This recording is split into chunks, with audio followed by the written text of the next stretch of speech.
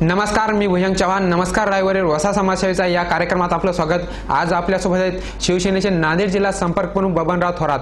बबनराव थोरात यांची नव्याने संपर्क प्रमुख म्हणून नियुक्ती झालेली आहे. मागील 4 दिवसापासून ते नांदेड जिल्ह्यामध्ये तळ ठोकून आहेत.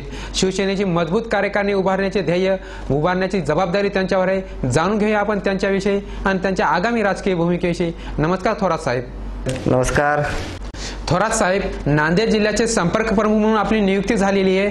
संपर्क प्रमुख या नात्यानं आपल्याला कोणती आव्हाने आणि कोणते उद्दिष्ट वाटतात?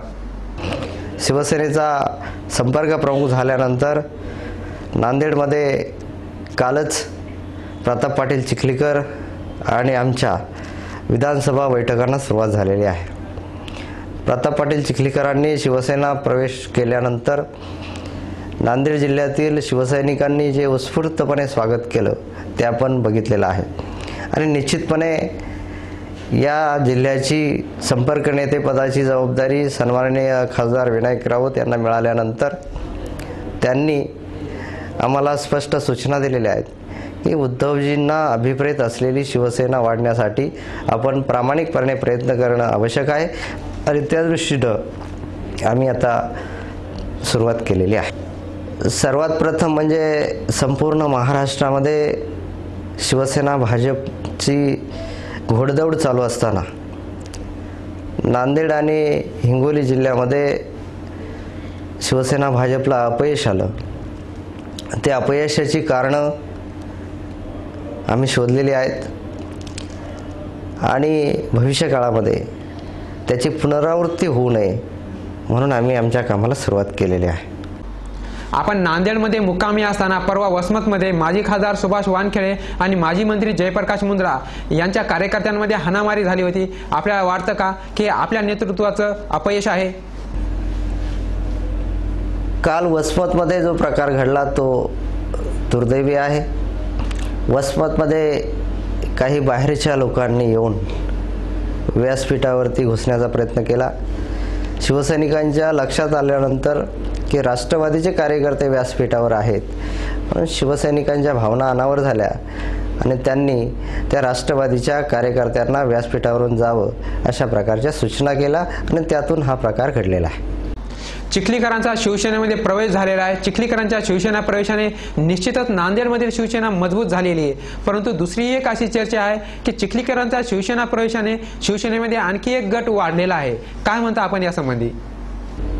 जेव्हा चांगल्या आचाराची चांगल्या विचाराची माणसं एकत्र येतात तेव्हा मोठं संघटन उभं राहतं. प्रताप पाटील चिखलीकर हा जनमानसात काम करणारा एक कार्यकर्ता आहे. त्यांनी नांदेडमध्ये दाखवून दिलेलं आहे. अपक्ष असताना देखील त्यांनी अनेक लोकप्रतिनिधी निवडून आणलेले आहेत. मग अशा चांगल्या कार्यकर्ता जेव्हा शिवसेनेसोबत येईल तेव्हा निश्चितपणे शिवसेनेची ताकद वाढली जाईल आणि त्यातून संघटन वाढवण्याचा आमचा प्रयत्न आहे. प्राध्यापक धोंडे गट आणि पुयड गटाचे सांत्वन आपण कशा प्रकारे कराल? कुणी चांगली व्यक्ती जेव्हा पक्षात येते त्याचं स्वागत करणं आमचं कर्तव्य आहे. आणि स्वागत करताना जुन्या सैनिकांवरती अन्याय होणार नाही याची खबरदारी घेणं देखील वरिष्ठांचं काम आहे आणि ती खबरदारी घेण्याचं काम आम्ही निश्चितपणे करू. पुयड गट असो की धोंडे गट असो, हे शिवसेनेत गट वगैरे काही नाहीत. ह्या व्यक्ती आहेत आणि चर्चेतून संवादातून त्यामध्ये निश्चितपणे तोडगा निघेल, त्यावर आम्ही निर्णय घेऊ.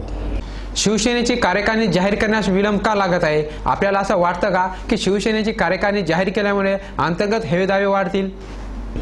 शिवसेनेची कार्यकारिणी जाहीर करणं हा एक संघटनात्मकदृष्ट्या योग्य मार्ग आहे. परंतु संघटनात्मक फेरबदल हे होत असतात.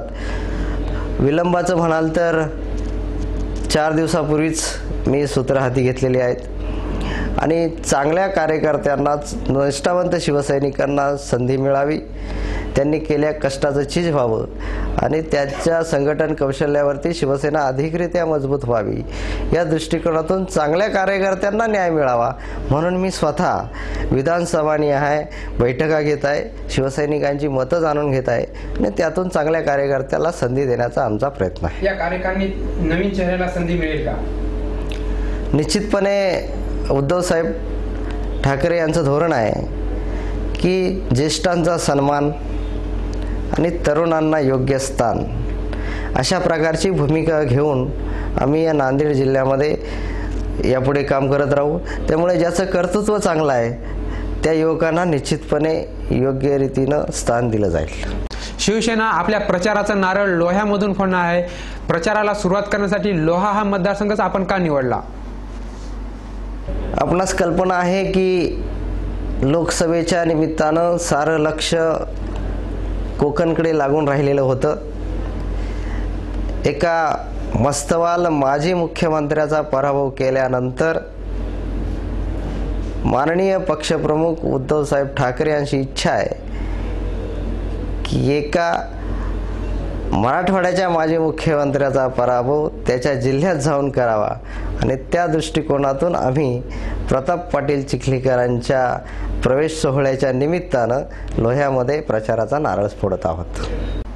माजी आमदार प्रताप पाटील चिखलीकर यांची उमेदवारी तुम्ही इथं जाहीर करा, कारण प्रताप पाटलांना आपल्यातर्फे उमेदवारी नाही दिली तर ते अपक्ष लढतील असं त्यांचं स्टेटमेंट आहे. प्रताप पाटील चिखलीकर हा लढवय्या कार्यकर्ता आहे. शिवसेनेचे विचार पटल्यामुळे त्यांनी शिवसेनेत प्रवेश केलेला आहे आणि कालच पत्रकार परिषदेमध्ये त्यांनी स्पष्ट केलेलं आहे की मी आता एक सामान्य शिवसैनिक आहे. शिवसेना पक्षप्रमुख जो आदेश देतील त्यांच्या आदेशाचं तंतोतंत पालन करून मी भविष्यामध्ये नांदेड जिल्ह्यामध्ये शिवसेनेला मोठं करण्याचा प्रयत्न करणार आहे. त्यामुळे त्यांच्या उमेदवारीबाबत आदरणीय पक्षप्रमुख उद्धवसाहेब ठाकरे आपला निर्णय जाहीर करतील. नांदेडच्या शिवसेनेमध्ये अनेक असे उमेदवार आहेत ज्यांनी आपलं अर्धा आयुष्य शिवसेनेसाठी खर्ची घातलेले आहे. अशा उमेदवारांची निवड या विधानसभेला होईल का? वंदनीय बाळासाहेब ठाकरे यांनी ही संघटना स्थापन केली ती 80% समाजकारण आणि समाजकारण करता करता 20% राजकारण.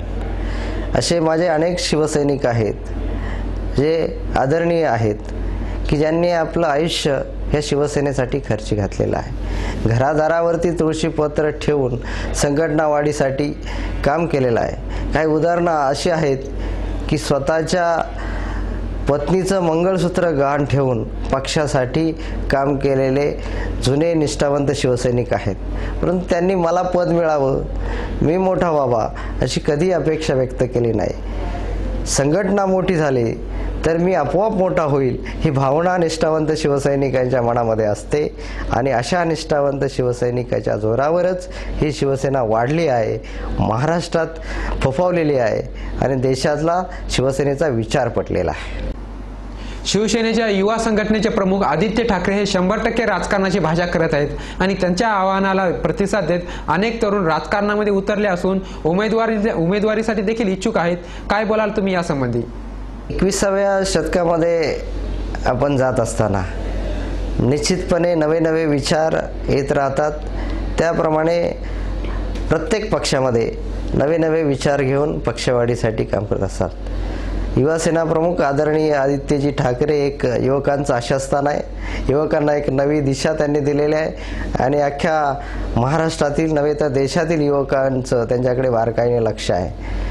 त्यांनी जे काही युवकांसाठी प्रयत्न चाललेले आहेत ते खरोखरच कौतुकास्पद आहेत. आणि आता जर तुम्ही बघितलं असेल की लोकसभा निवडणुकीमध्ये भगवी क्रांती झाली, त्यामध्ये आदरणीय पंतप्रधान नरेंद्रजी मोदी यांनी युवकांविषयी जे गौरवोद्गार काढलेले आहेत तशाच पद्धतीचं काम सन्माननीय आदित्यजी ठाकरे यांनी सुरू केलेलं आहे. आणि कर्तृत्ववान युवकांना संधी देणं काही गैर आहे असं मला वाटत नाही. माजी केंद्रीय मंत्री सूर्यकांताताई पाटील यांना सेनेचे दरवाजे उघडे आहेत का?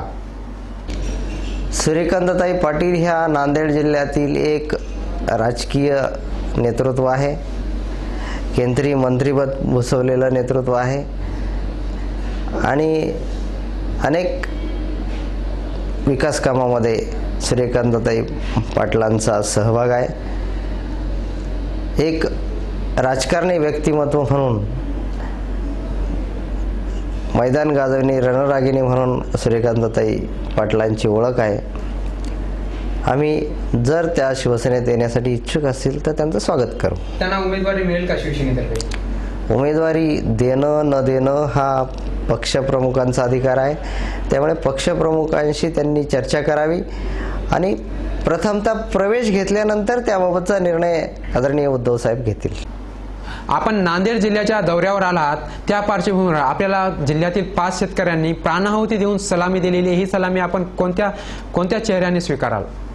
शिवसेना पक्षप्रमुख शेतकऱ्यांच्या प्रश्नासाठी नेहमी कठोर आहे आणि ज्या शेतकऱ्यांनी आत्महत्या केलेल्या आहेत त्यांच्याबद्दल, त्यांच्या मनामध्ये त्यांच्या कुटुंबाबद्दल सहानुभूतीची भावना आहे. आदरणीय पक्षप्रमुख शेतकऱ्यांच्या जिथे जिथे आत्महत्या झाल्या, जेवढं शक्य होईल तेथे त्यांनी भेटी दिलेल्या आहेत, त्यांचं सांत्वन केलेलं आहे. नांदेडच्या बाबतीमध्ये 6 तारखेला ते स्वतः नांदेड जिल्ह्यामध्ये येणार आहेत. त्या बाबतीमध्ये या शेतकऱ्यांनी आत्महत्या केल्या त्यांचा सविस्तर वृत्तांत आदरणीय उद्धव साहेबांसमोर आम्ही देण्याचा प्रयत्न करू. मराठवाडा जनता विकास परिषदेचे काल नायगावमध्ये अधिवेशन संपन्न झाले, परंतु या अधिवेशनाला आपले लोकप्रतिनिधी क्वचितच उपस्थित राहिले. एका सामाजिक संघटनेच्या अधिवेशनाला आपले प्रतिनिधी का उपस्थित राहत नाहीत? शेतकऱ्यांच्या बाबतीमध्ये शिवसेनेने अनेक मोर्चा काढलेले आहेत, अनेक आंदोलनं केलेली आहेत. शिवसेना ही सामाजिक संघटना आहे. मराठी माणसाच्या न्याय हक्कासाठी जेव्हा वंदनीय बाळासाहेब ठाकरे यांनी संघटना स्थापन केली, तेव्हा तळागाळातील गरीब कार्यकर्ता या संघटनेमध्ये सामील झाला.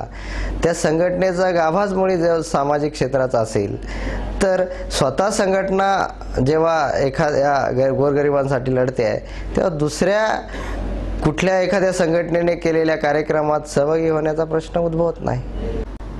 नमस्कार, लाईव्हवरील वसा समाजसेवेच्या या कार्यक्रमात आज आपल्यासोबत होते नांदेड जिल्हा संपर्क प्रमुख बबनराव थोरात. त्यांच्याशी चर्चा करून आपण जाणून घेतलं त्यांच्याविषयी आणि त्यांच्या आगामी राजकीय भूमिकेविषयी. उद्या आपण भेटणार आहोत अशाच एका मान्यवरासोबत. तोपर्यंत पात्र